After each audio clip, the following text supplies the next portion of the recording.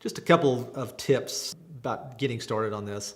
I don't try to check on these every single one every single week. There's just no way, especially if a class of any kind of size. But I do try to check in in the first week or two with each student to make sure they're doing what's being asked in the assignment. Occasionally they started off thinking it's a blog. It's not really a blog. It's not really stuff that they're writing about. They're finding information on the web. They're annotating it, so it is mostly in their own words.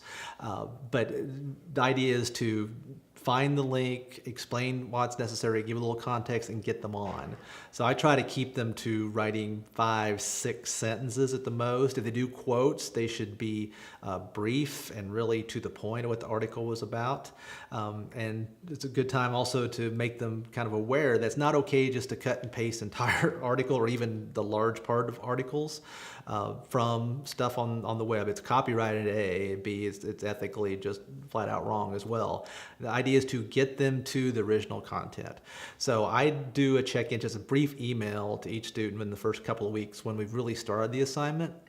Is to, hey, I like X, you might want to work on Y, just to kind of get them on the right track. So some discussion about what's appropriate on the web, what's appropriate in terms of copyright is important.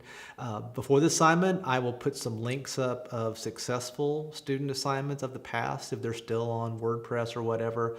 I show them successful professional examples, such as I have shown with the Atlantic Wire and Romanesco, of people that are doing this professionally, so they hopefully get the hang of how this sort of thing works. So a little modeling early on helps out. And then again, sort of a mid-semester check-in, we look at each other's work. And in some cases, it sort of spurs some on to say, oh my gosh, this student's doing X, I'm not doing necessarily what I need to be doing in this assignment, and just where they get a sense to see each other's work a little bit as well.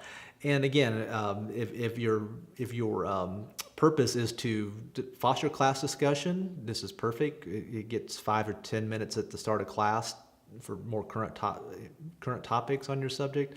But if it's more of a research project, I would still recommend on occasion setting aside a couple minutes, say, hey, I really like this link that X found and here's why, just to let them know you are checking in, even though it may not be as regular as perhaps you would like in a perfect world, but that you are paying attention, and it is important to the class.